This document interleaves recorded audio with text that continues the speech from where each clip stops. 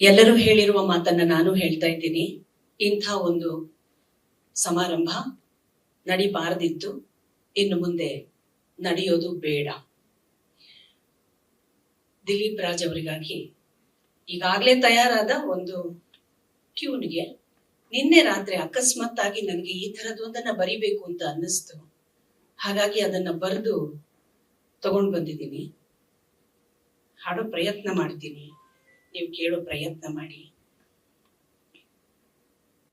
ದಿಲೀಪ ನಿನಗೆ ನಮನ, ಮನದಿ ನಿನದೆ ಸ್ಮರಣ, ನಿನ್ನ ಕನಸ ಭಾವತವಕ ಸ್ಫೂರ್ತಿದಾಯಕ, ಸ್ಫೂರ್ತಿದಾಯಕ.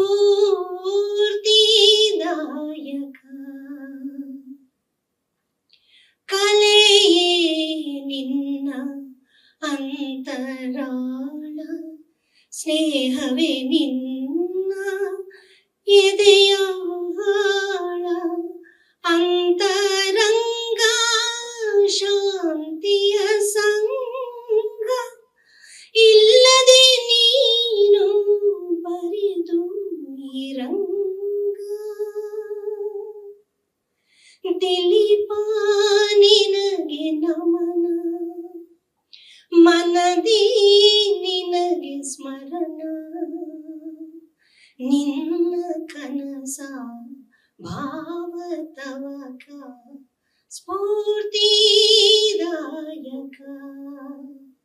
ಸ್ಫೂರ್ತಿದಾಯಕ.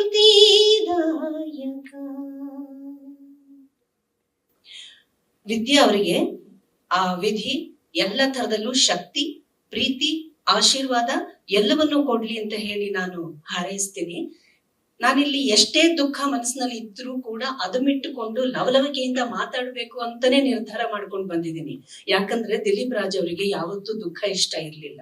ದುಃಖ ಪಡೋ ಸೀನ್ ಇದ್ರೂ ಕೂಡ, ಮತ್ತೆ ಏನೇ ದುಃಖ ಪಡೋ ಸೀನ್ ಇದ್ರೂ ಕೂಡ ನೀವು ಲಾಜಿಕ್ ಎಲ್ಲ ನೋಡಕ್ ಹೋಗ್ಬೇಡಿ, ಸುಂದರವಾಗಿರ್ಬೇಕು, ಸುಂದರವಾಗಿರ್ಬೇಕು. ಎಲ್ಲದರಲ್ಲೂ ಸೌಂದರ್ಯವನ್ನ ಹುಡುಕಿದವರು ಅವರು, ಬದುಕಿನಲ್ಲೂ ಕೂಡ ಸೌಂದರ್ಯವನ್ನ ಹುಡುಕಿದವರು. ಆ ಸೌಂದರ್ಯ ಅನ್ನೋದಕ್ಕೆ ಬೇರೆ ಬೇರೆ ಬೇರೆ ಬೇರೆ ಅರ್ಥಗಳನ್ನ ಕೊಟ್ಟವರು. ಅದು ಒಂದು ರಂಗ ಅಲ್ಲ, ಬರೀ ಸಾಹಿತ್ಯನೋ, ಬರೀ ಸಂಗೀತನೋ, ನಿರ್ದೇಶನನೋ, ನಿರ್ಮಾಪಣನೋ ಅದಷ್ಟೇ ಮಾತ್ರ ಅಲ್ಲ. ಅವ್ರ ಮನೇಲಿ ಒಂದು ಗ್ಯಾದರಿಂಗ್ ಕರೆದ್ರು ಕೂಡ ಅದಕ್ಕೂ ಒಂದು ಸೌಂದರ್ಯವನ್ನ ಅವ್ರು ಕೊಡ್ತಾ ಇದ್ರು. ಒಂದ್ ಸೀನ್ ಅನ್ನ ಎಕ್ಸ್ಪ್ಲೇನ್ ಮಾಡ್ತಾ ಇದ್ರೆ ನಮ್ಗೆ ಆ ಕಡೆ ಈ ಕಡೆ ಗಮನ ಹೋಗ್ತಾ ಇರ್ಲಿಲ್ಲ. ಅಂತ ಮ್ಯಾಗ್ನೆಟಿಕ್ ಪವರ್ ಜೊತೆನಲ್ಲಿ ಸೀನ್ ಅನ್ನ ಎಕ್ಸ್ಪ್ಲೇನ್ ಮಾಡ್ತಾ ಇದ್ರು. ಅವ್ರ ಜೊತೆಯಲ್ಲಿ 5.5-6 ವರ್ಷಗಳ ಕಾಲ ನಾನು ಕೆಲಸ ಮಾಡಿದ್ದೀನಿ. ವಿದ್ಯಾ ಮತ್ತು ದಿಲೀಪ್ ದಂಪತಿ, ನಿಮ್ಮ ನಿರ್ಮಾಣ ಅಂತ ಹೇಳಿದ್ರೆ ಅದಕ್ಕೊಂದು ಘನತೆ ಇದೆ. ಇಷ್ಟು ವರ್ಷಗಳ ಕಾಲ ಆ ಘನತೆಯನ್ನ ದಿಲೀಪ್ ಅವರ ಜೊತೆನಲ್ಲಿ ನೀವು ಕಾಪಾಡ್ಕೊಂಡು ಬಂದಿದ್ದೀರಿ. ಈಗ ಇಲ್ಲಿ ಬಂದಿರೋ ಎಲ್ಲರೂ ಹೇಳ್ತಾ ಇದೀವಿ, ನಾವು ನಿಮ್ ಜೊತೆನಲ್ಲಿ ಇದೀವಿ ಅಂತ. ಇನ್ನು ಮುಂದೆ ಕೂಡ ಆ ಘನತೆಯನ್ನ ಹೀಗೆ ಕಾಪಾಡ್ಕೊಂಡು ಬನ್ನಿ. ನಿಮಗೆ ಎಲ್ಲ ತರದಲ್ಲೂ ಶಕ್ತಿಯನ್ನ ಆ ವಿಧಿ ಕೊಡ್ಲಿ ಅಂತ ಹೇಳ್ತಾ ತುಂಬ ಹೃದಯದ ಭಾವ ನಮನವನ್ನ ದಿಲೀಪ್ ಅವರಿಗೆ ನಾನು ಅರ್ಪಿಸ್ತಾ ಇದ್ದೀನಿ. ನಮಸ್ಕಾರ.